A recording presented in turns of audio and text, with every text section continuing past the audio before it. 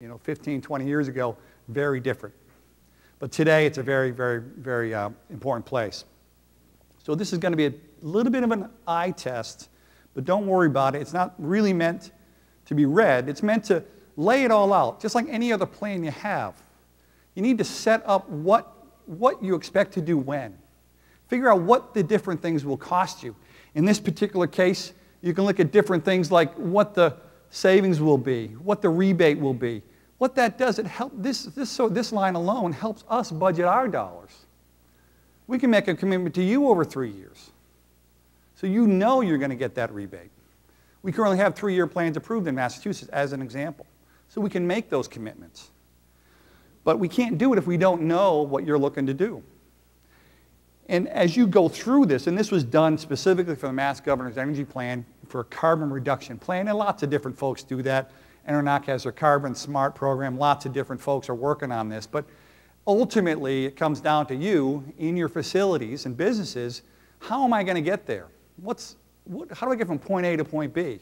It's always fun to say, oh, I can, to hear your president say, oh, we're going to reduce carbon 15%. Well, we need to know what that's going to end up costing. We need to know what the internal rate of return is on that really. How aggressive can we really be or not really be? And that's where we start to get to. This gets there. This takes a while to get to. I'm not going to say this is simple. A lot of people have some plans. A lot of them are in their head. A lot of them are on a whiteboard in their office. But to actually put together a plan with your utility partner or with your partners like EnerNOC and actually walk through and get some pricing for some of the projects so you can then bring it to upper management and say, hey, this is how we're going to do this. This is specifically how we're going to do it. Now, obviously, it doesn't have to stay the same over the course of the 3 or 5 year plan which you've set up, but it's a relatively simple calculation to go from kilowatt hours or therms, based on what your supplier provides you for information, to calculate the carbon number, as an example.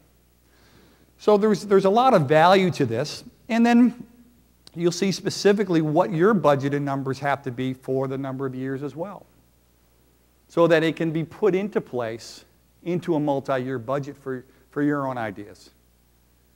And so as you incorporate automating your load to reduce your off-peak load, or participate with EnerNOC and demand response events, or reduce your commodity price over time, or to take advantage of an index real-time price, as you have that energy management system in place, operational, tweaked, constantly tweaked, because you never know what you can do.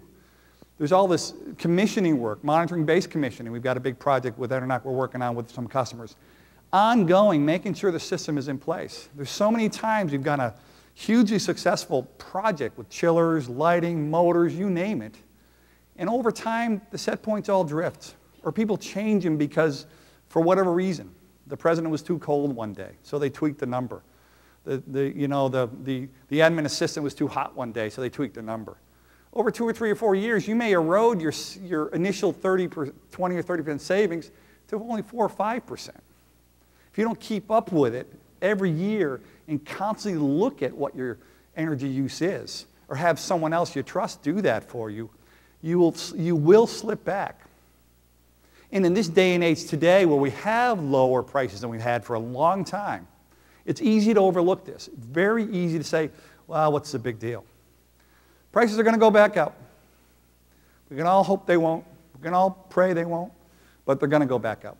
There's really no way around it. All the shale gas we've been discovering in the U.S. is amazing.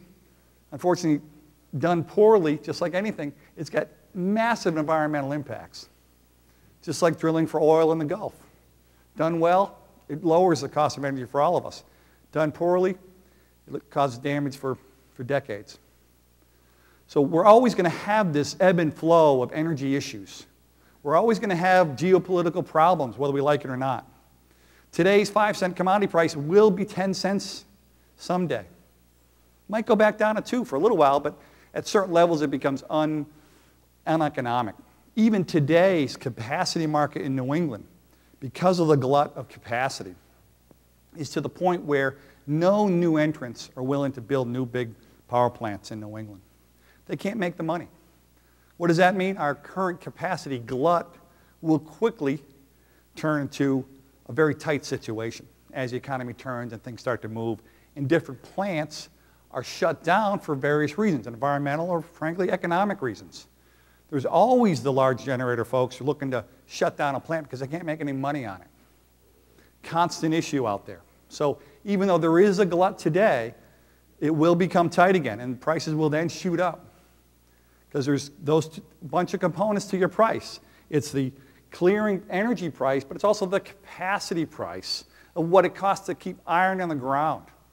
You can think of the parts of the bill. The capacity is the pay for the mortgage, if you will, on the power plant. And the real-time clearing price is your ongoing O&M or your electric bill, your cell phone bill, all the other things you would have. So if you think of it that way, you see that without having some certainty to pay the mortgage, these folks just aren't going to build the plants. It's just that simple. That's how we got to these capacity markets today. Now, again, we enjoy these times because we have low energy prices. But it's just a matter of time before they go back up. And this combined plan to pull these things all together really makes a lot of sense. Back 20 years ago, working with some large industrial customers, they routinely had at least one person full-time on energy for every $1 million they spent in energy. Because just the simple commissioning and making sure things are operating the way they're supposed to, paying someone with perks and bennies $100,000 will pay for itself if you've got $1 million or more energy bills. You know, if you've got compressed air systems, you know all about it. You know, you can fix a leak today and 3 more pop up the next day. If you don't stay on those leaks, you're going to be spending huge amounts. We've been to plants where 70% of the compressed air is leaking. 70% of that 250 horsepower compressor is wasted. 70% is spinning the meter, thank you very much, but not very good for you as the end-use customer. So it's those simple things you can't see that become really the base issues. No one's looking to dig into your specific process. There's lots of base components, compressed air, lighting, HVAC especially, ventilation, that then interact with those special processes you may have. And those base systems are what we're very good at. Sometimes we can get pretty good at the process systems with some of the plastic molding operations. We've done a lot of work with those people in different types of businesses. But at the end of the day, it's those base HVAC systems, compressed air, lighting, that we're really good at as utilities, with lots of solid engineering knowledge and 20+ years of experience doing that. So please, remember your friendly utility. We do appreciate you paying your bill every month. It really, because that bill, remember, includes that money you've been depositing into your energy efficiency or renewable energy bank account. And if you don't take that money out, someone else will. Thank you very much.